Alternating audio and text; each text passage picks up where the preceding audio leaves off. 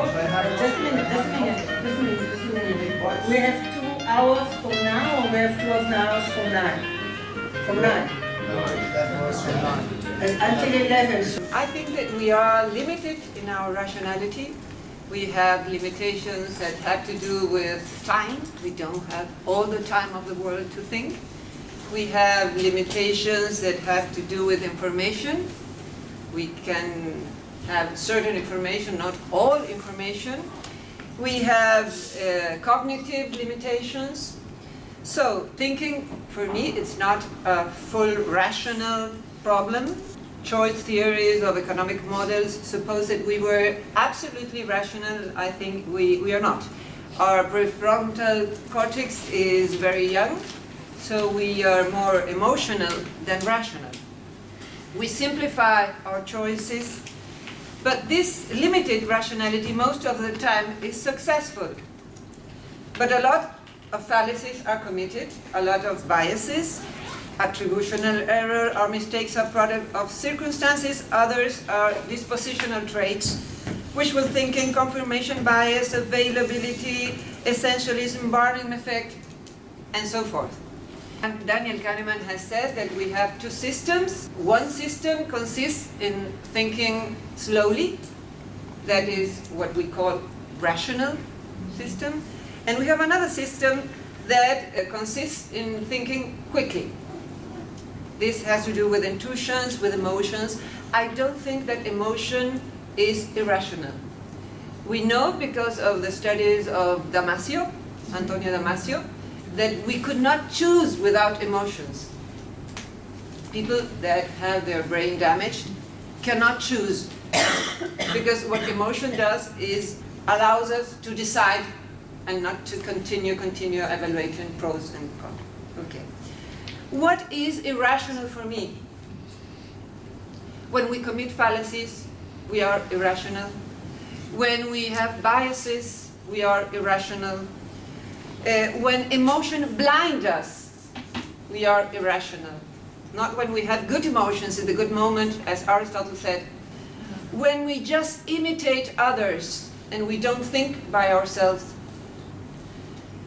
When people have mental illness that have to do with problems in thinking, they are irrational. When we want to change certain habits and we can't, we are not rational. When hormones guide our behavior against our well-being or against well-being of others. For example, when there is competence between alpha males, human alpha males. I think that we have one important duty in philosophical counseling and in philosophy, not the only duty, please remember this, not the only duty, one important among others, that is to help others to think better. So I would like to mention some problems that I see in philosophers and in philosophical counselors related to rationality.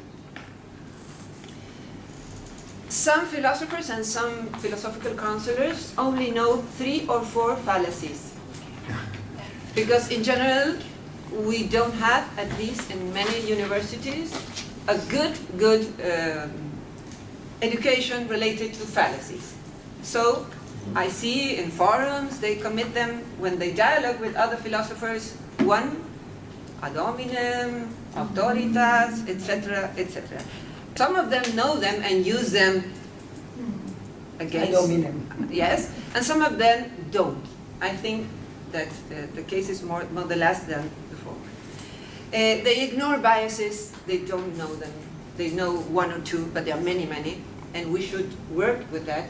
And new biases are being investigated now, and I think that we should investigate biases. It's our issue. And I think this is the most important problem. Some philosophical counselors, some philosophers, just cannot think by themselves. They are always riding in the horse of other philosophers. Why does this happen? Because we had an education in which we were not allowed to think by ourselves. So when someone asks a question to a philosopher, says, well, Aristotle said, well, this Habermas said, but no, I asking you, what do you think? So I would say that we should dare to think, as Kant proposed. This is a good plan for every human being, not only for philosophers. But I think that philosophers especially, and we philosophical counselors, have the philosopher's bias, the authority bias. I am investigating that because I investigate in empirical philosophy also. And I discovered that when we agree with an idea, we are a lot influenced by the person who said that idea.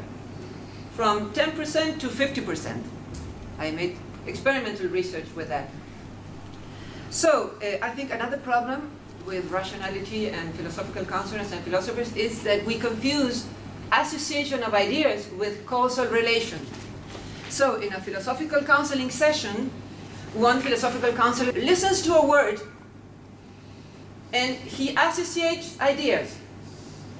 And he considers that that is absolutely revealing of a dispositional personality trait of his counselee.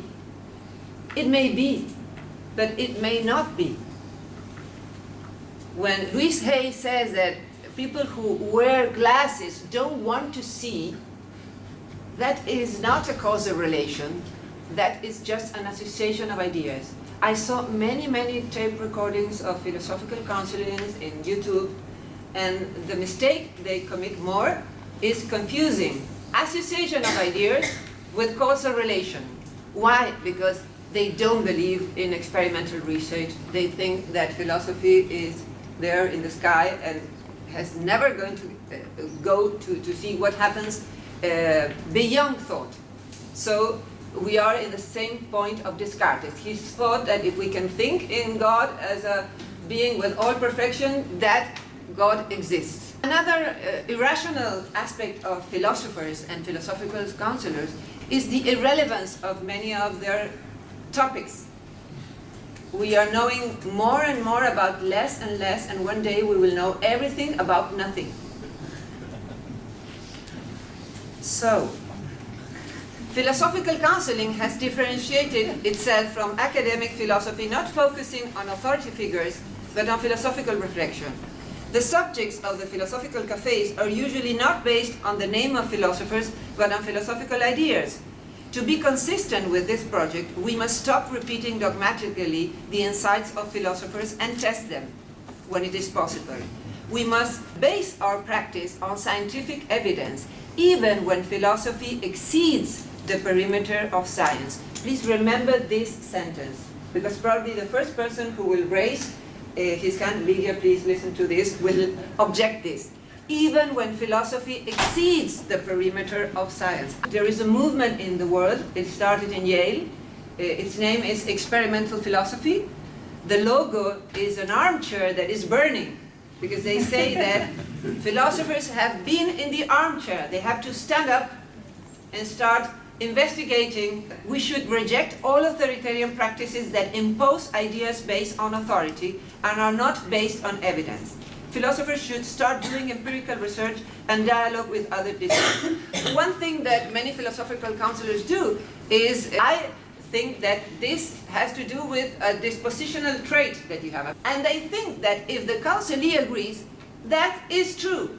We know because of scientific research that the counselee may agree and that we are not the best to know ourselves. We trick ourselves. So that is not an evidence. And if the counselee doesn't agree, then the philosophical counselor said, well, you're not collaborating. If you don't collaborate, we cannot move forward. It's a very authoritarian way. It's bullying, influenced by the psychoanalytic concept of resistance, a very authoritarian concept. If you don't agree, you present resistance. We know also, because of the Barnum effect or Fordham effect, that when people are willing to know something about themselves, they tend to agree with what it is said. We know that because of astrology. When they listen to very general claims, they say, oh, that's me. Many philosophical counselors that I see on the internet are like that. They're willing to know something about themselves. They say something, they say, oh, I agree. And we know also because of the research of Elizabeth Loftus that when people manipulate others with questions, they can even induce false memories. So I think that we have to be careful because they are very irrational procedures in philosophical counseling. What role do we have as philosophers if scientific research shows that rationality is the tip of the iceberg? We can advance in the knowledge of the limitations of our rationality through experimental studies. If we know them and teach them, they will allow us to think better and make better decisions. Philosophical counselors may help to think better, to live a better life. We can work detecting biases in research, fallacies, and teaching the counselee how to do so. We must do research on philosophical topics. For example, if we want to know something about humor, we don't only have to see what others have investigated. We want to see the relation between rationality and humor. Well, we don't only have to see the research that other people have done. We should do research also. I think that humor can allow us to be more rational, but it also and often allows us to make irrational claims and to denigrate others. Sometimes it's the opposite. So women and humor. I made an experimental research in my philosophical cafe. Women don't like black humor. But we can say it after we make a research. If not, it's just a generalization, an opinion. And philosophy, up to now, has been based on philosophers' intuitions. That's not enough. It is time to stand up of the armchair and test those intuitions. Cognitive psychologists are testing philosophical intuitions. Some of them are confirmed, some of them are not. Another role that philosophical counselors should have related to rationality. Do we choose our lives or do we live just imitating others? We know this, concept analysis, detecting contradictions, and not only detecting contradiction, or sharing information or scientific research with counselees. For example, they want to move to California, from New York to California. They want to move to a country where there is a better climate, and they think they will be more happy there. There is research about that. Because of the principle of adaptation, 1 year after moving from New York to California, people are in the same level of happiness or well-being, if you like, as they were before. So it's not just that they will be the average, but to have a better informed decision, they should know that there is research. For example, if they are afraid that they will be more unhappy after they have 60 years old. Well, they must know that Laura Cartington and many other people have done a lot of valuable research related to that. Old people tend to be more happy, not less happy. Why? Because they know that they don't have all the time of the world to live, so they enjoy more the present. They have less extreme emotions. It is very useful for the counselee to know that, and not just to say, oh, Aristotle said, oh, Descartes said. We are really as widows.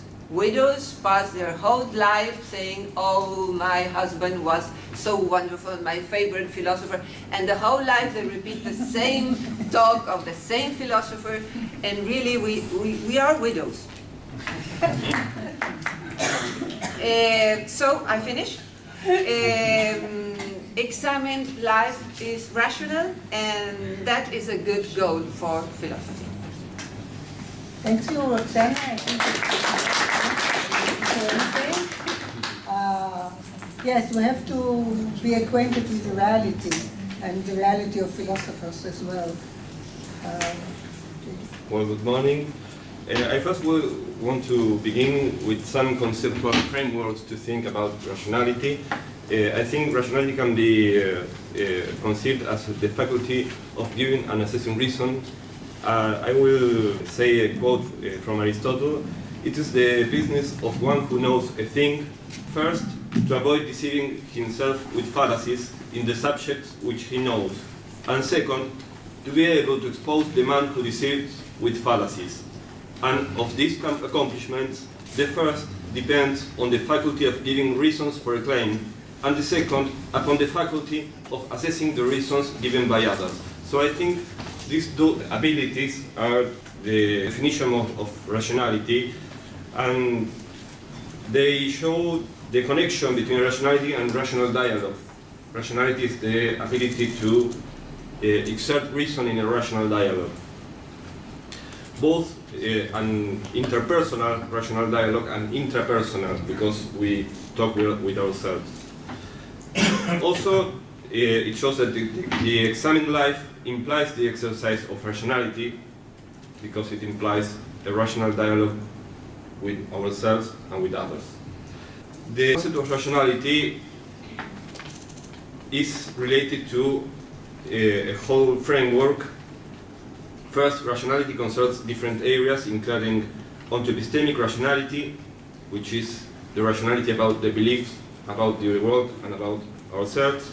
Instrumental rationality, which is the rationality about the means towards an end. And axiological rationality, which is the rationality of the terminal ends of those instruments, which was somewhat neglected by some trends in philosophy, for example in analytic philosophy, but not lately, or this has come back to reflection. These areas of rationality are analyzed according to their internal and external consistency. So I agree with Roxana about the need of complementing philosophical views and empirical views. Third, there's a distinction between ideal rationality and actual rationality. There's a lot of evidence that we only have a limited rationality, a bounded rationality. This is the concept of Simon, of Dan Ariely, of Kahneman, Johnson Laird, and many other cognitive scientists.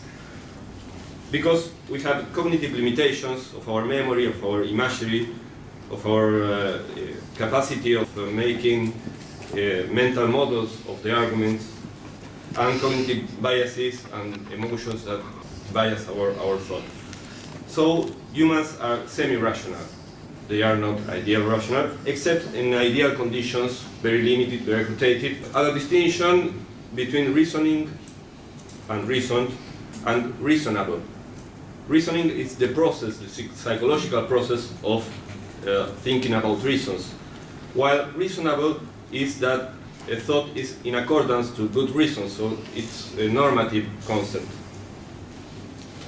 Of course, all these concepts are a matter of degree and context, so I know some philosophers prefer dichotomic conceptual frameworks, but I think those frameworks are not empirically adequate and are not heuristically fruitful. And we have the possibility of use more complex frameworks. Well,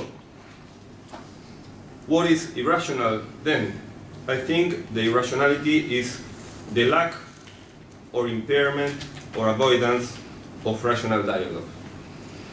There are many conditions that generate this irrationality. For example, dogmatism, the use of fallacies, cognitive biases, prejudices, and of course some mental conditions like dementia, schizophrenia, and other conditions that prevent the possibility of a rational dialogue.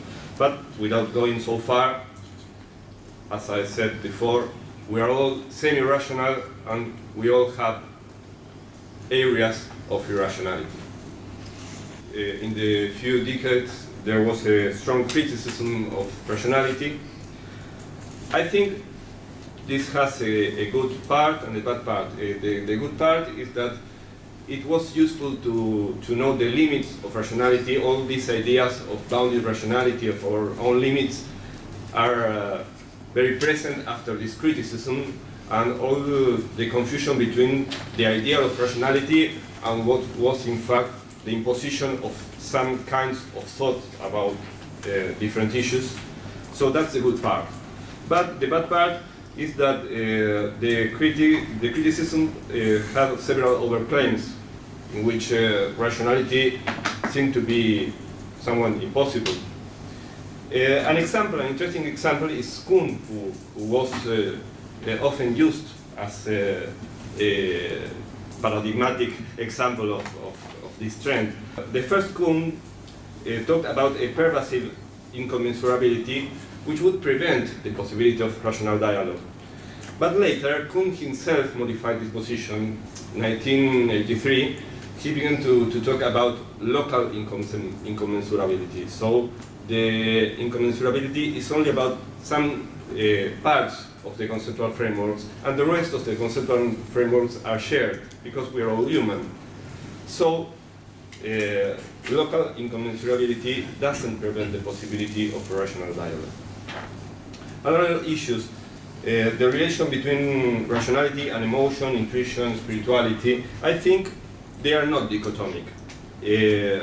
As Roxana said, there's evidence that emotion is required for rationality, the studies of Damasio, that reason and intuition are complementary, the studies of Kahneman about thinking fast and slow, and that there are possibilities of rational spirituality, the proposals of Stephen Hayes or Countess von Bill about spirituality.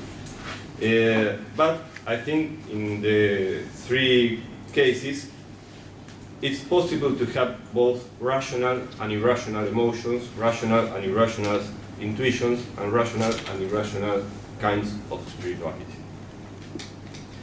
At last, I want to talk about what I see as some unreasonable trends and unreasonable features of some trends in current philosophical counseling.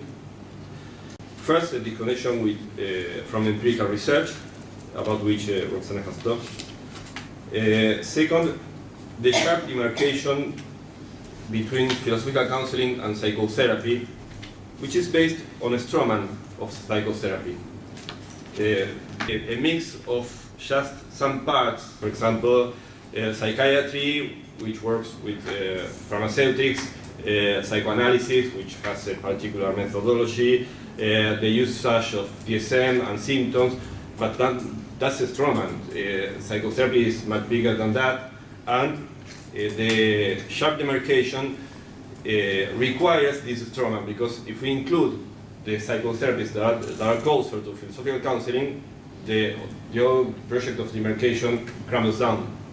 So I think this sharp demarcation should be rejected. I know that, again, some philosophers do like dichotomical distinctions, and they are motivated to find, including for perhaps professional reasons, a sharp demarcation with psychotherapy. But I think this shouldn't be done at the cost of preventing irrational dialogue, because doing a straw man is just that. Doing a straw man is not seeing our interlocutor, but putting delusion in front of us and fighting the delusion. So this is a kind of irrationality in my view. Another unreasonable aspect is an unreasonable ideal of neutrality and a restriction to question and answer modality. I saw this in the Congress in Netherlands. Several philosophical counselors were just using questions, avoiding the rest of the possible speech acts, because of an ideal of neutrality that if they use another speech act like information, suggestion, then they were influencing, and that was wrong. Well, first, it's impossible not influencing the counselee, because even if we only use questions, we are selecting which questions we are doing and which we are not. Of course, we cannot do every possible question in the universe. Also, every question we do generates a conceptual space for the answer, and also rejects an alternative conceptual framework. So we are also influencing by questions. So there's no possibility of sustaining this kind of ideal of neutrality. We can sustain other ideas, for example, respecting the autonomy, the autonomous thought of the counselee, not imposing our own methodology, not imposing our own conceptual framework, but that's different, and this doesn't support a rejection of other speech acts. At last, another kind of unreasonable thought, I think, was the appeal to uniqueness of each case to avoid abstraction.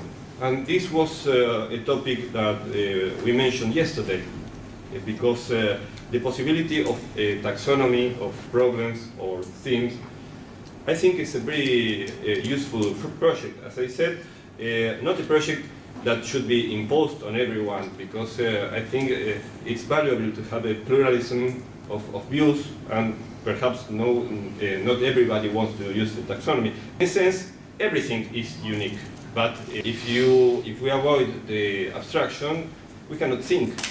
And this is exemplified in an interesting short story of Jorge Luis Borges, Funes de Memorias, perhaps someone has written it.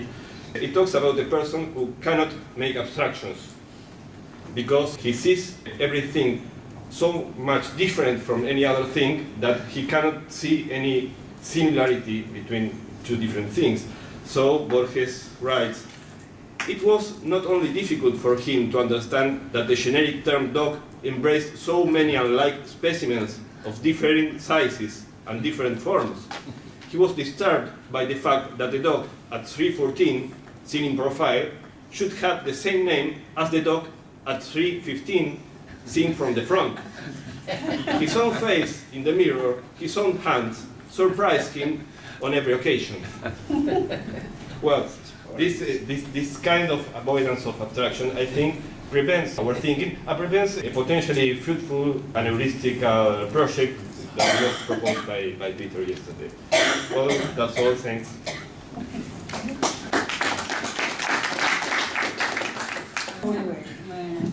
Yes. Okay, so good morning. You know, rationality has been under attack this past century. And you know, of course, that the big century of rationality was the 18th century, 1718, the Enlightenment. And of course, I think that it's obvious that we cannot hold today a form of rationalism that used to be one of the fashionable views of rationality in the 17th, 18th century. And the Romantic movement in the 19th century was very critical of the Enlightenment view of reason. But I think that continuing the Romantic movement, the postmodern movement was too critical of reason. It's, if you want, a sort of skeptical crisis in the history of philosophy. We had different crises of this type in the past, but it's a crisis. We should not celebrate it. It's something difficult that philosophy had to understand and think after the Second World War and other things. But it's over. Postmodernism, in that sense, you know, was too happy about the demise of reason. I think we still have the same job as Socrates did, trying to find a role for reason in our life, because we have nothing better. Reason, if you want, is a passion for order, and we need a kind of order. It's also an element in us that we share with others, or we wish to share with others. Emotions sometimes can be a personal point of view, although today there is a movement that says that emotions are social, non-socially induced. An emotional point of view would represent the person's own interest. Let's say a word about that.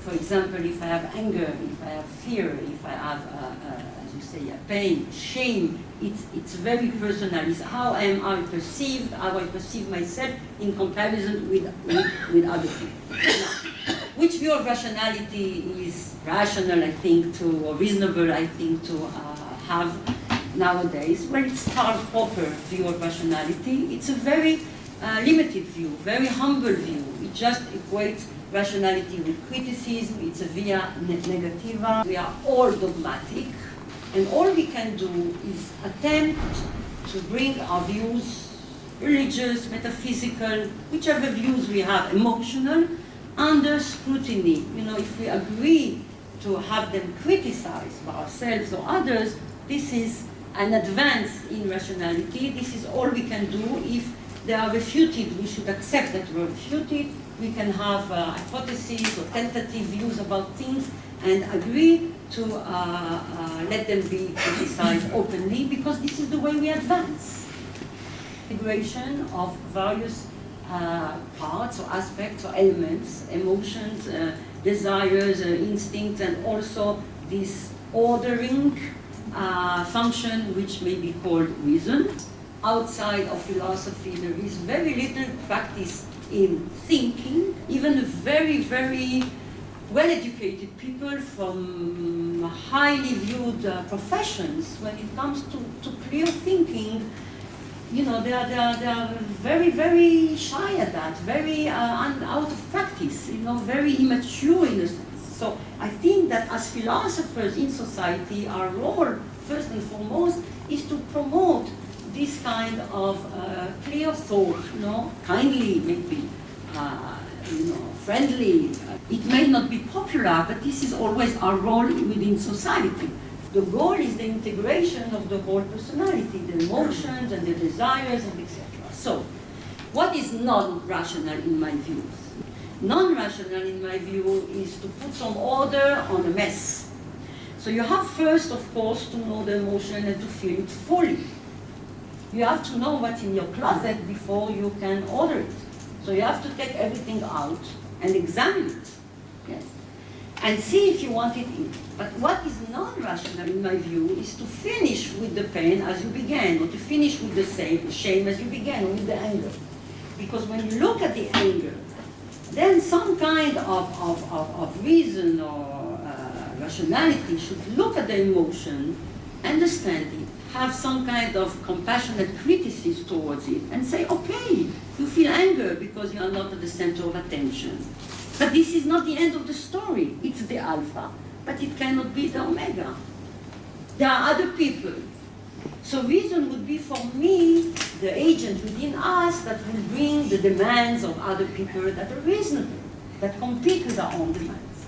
And the problem for us as philosophical practitioners is, how do we promote rationality, reasonableness?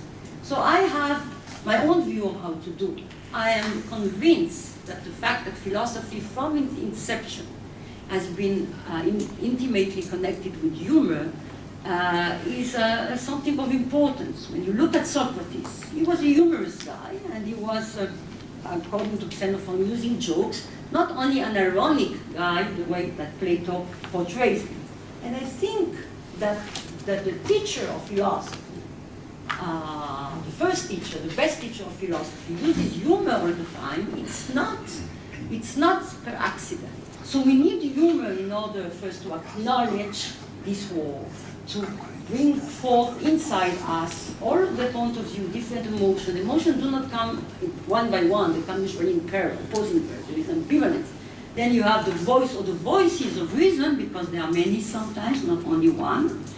And after you hear everyone, you can begin to make order. You know, under the humorous gaze, not only can you hold all these conflicting points of view together, without needing to resolve it by a logic of either or, but it can be both and, at least momentarily, because humor is always tentatively, momentary. It's true and not true. It's me and not me. It's aggressive and acceptant. This is why it's an ideal tool for education and for the human being. Under the humorous gaze, we can have a look at all these things that freezes under the aesthetic look of humor. And then we can begin to make order, to align ourselves with this emotion or with this part of reason, etc., and make changes and deliberate better, so that our action is less ambivalent. Unless you completely experience your ambivalence and your polyphony, you cannot act clearly. That is the human being. The human being is a conflict between conflicting desires and conflicting goals, and a conflict between himself and the others, and himself and reality.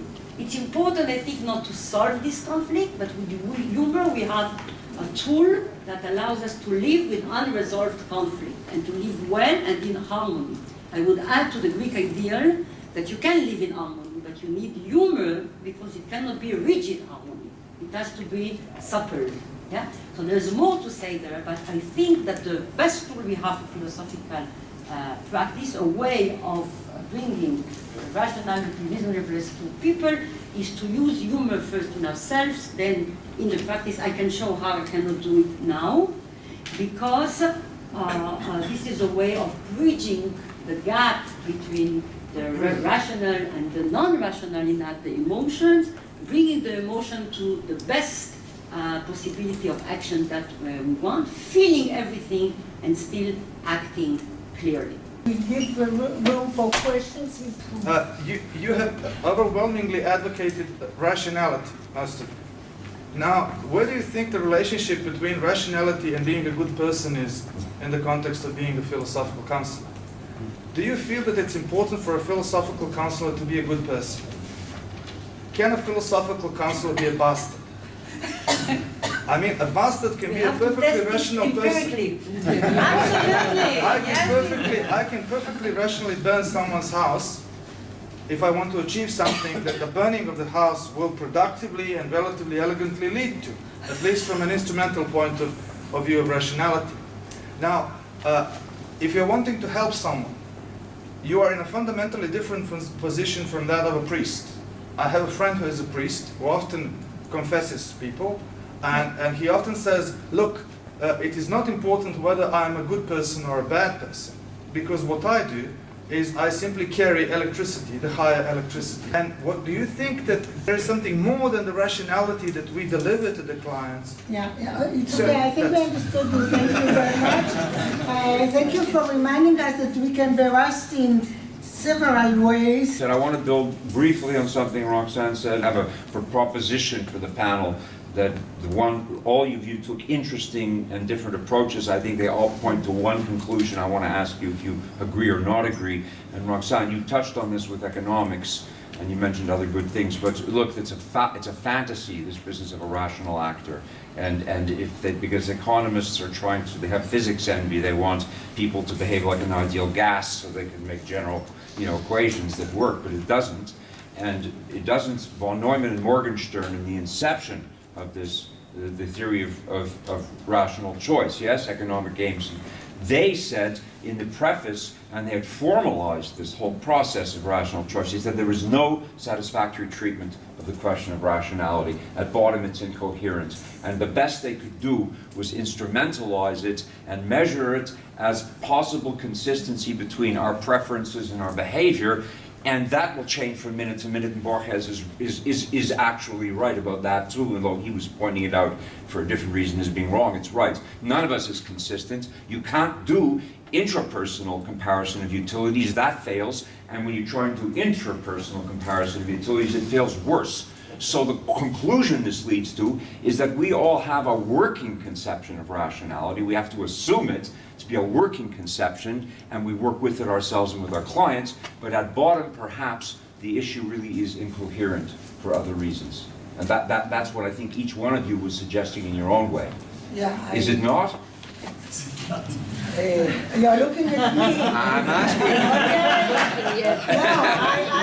No, my problem with the rational, with the concept of the rational agent is that I have a problem right at the stage of the preference. I often don't know whether 2 tomatoes equals for my utility more than 3 cucumbers, and it begins there. And when one speaks of the inner self, my inner self evades perhaps it's afraid of himself or something. And this is why they said in their theory, this is what we need, is not just to try and be rational ourselves, but to protect ourselves against the irrationality of others is the purpose of the theory. Not because we can be perfectly rational, but we can do our best to, to deal with everyone else's irrationality, including our own. So it's really incoherent in a certain sense, where validity is not. I don't know, but I would nevertheless thank Gerardo and Roxana for reminding us our own the fallacies that we ourselves as counselors are committing both those that are the lies of the scholastics, which I liked very much, and in this kind of healthy other biases. And I would support very much the reliance on cognitive and other experimental studies that show us our own stupidity, the limits of our own rationality. I think when we try to be counselors, something like that, we try to be not to be stupid.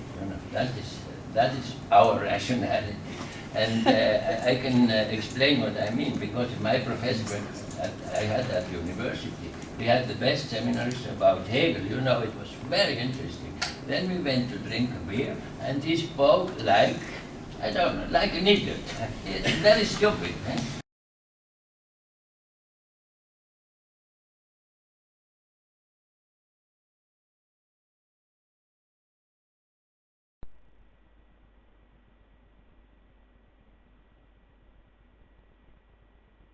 ¿Debe el orientador filosófico ser una buena persona? Porque desde la perspectiva de la razón instrumental podría no serlo, si se utilizara solo para los medios y no para establecer los objetivos.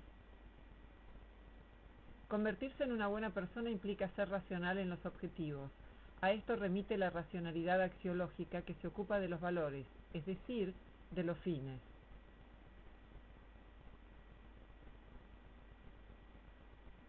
¿Comparten la idea de que nuestra racionalidad se limita al acuerdo entre nuestras preferencias y nuestras conductas? Trabajamos para ser más racionales, pero en la base de todo quizás haya incoherencia. Es cierto que somos semi-racionales, pero esto no implica sostener que en la base de todo hay incoherencia. Es una cuestión de grado. En unas condiciones somos más racionales que en otras. La racionalidad es la facultad de dar y evaluar razones. Nuestra racionalidad es limitada porque no tenemos ni tiempo ni información infinita para pensar y decidir, y nuestras capacidades cognitivas no son perfectas.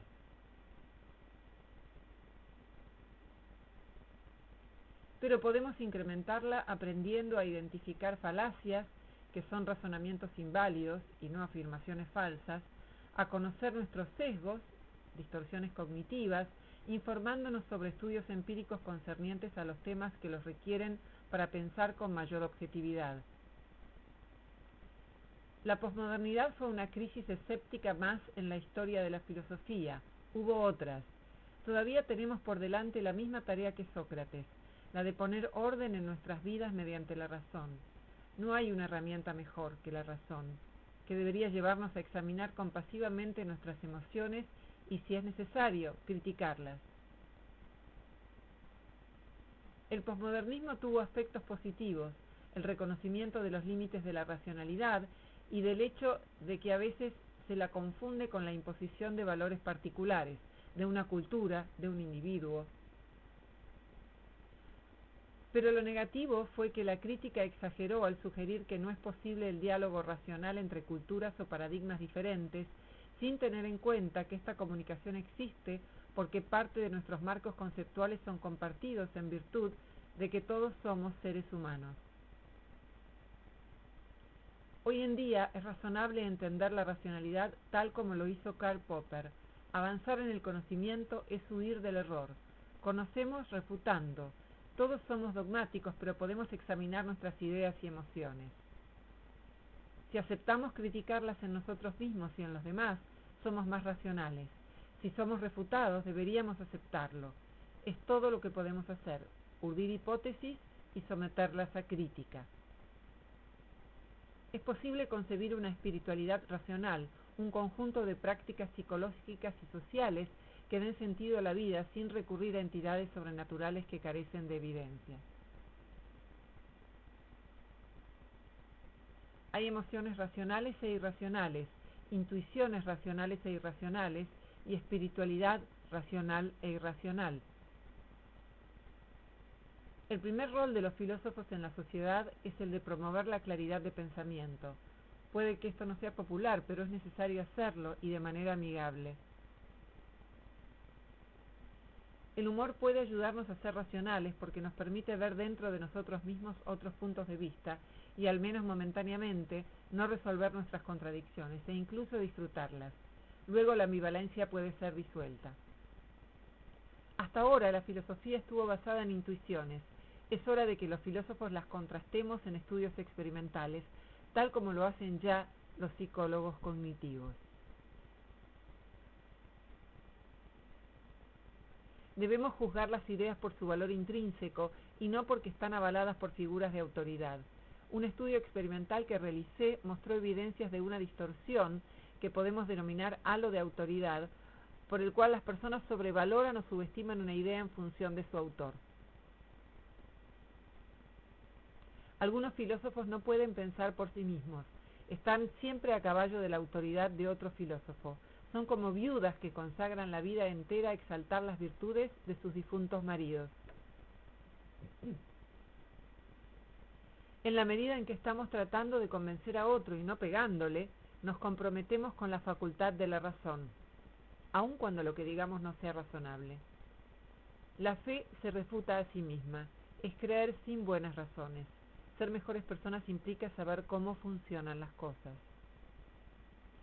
Por eso la razón brinda una base para la ética, que es darle a los demás los mismos derechos que pedimos para nosotros, una idea que está presente en la base de la mayoría de los sistemas morales.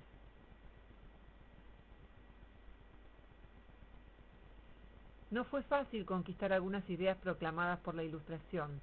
Razón, ciencia, humanismo, democracia. Lo opuesto puede generar mucho daño. Si los objetivos de algo no son racionales, los medios por sí mismos no pueden serlo. Por eso la racionalidad instrumental debe ser complementada con una racionalidad axiológica, que es la referida a los valores, a los fines. La ciencia es la aplicación de la razón al mundo natural, en continuidad con la filosofía, la ley y la organización política. El sistema educativo no es lo suficientemente bueno enseñándonos a pensar críticamente y por cuenta propia. Kant recomendaba, atrévete a pensar. Es un buen plan, no solo para los filósofos, sino para todo ser humano.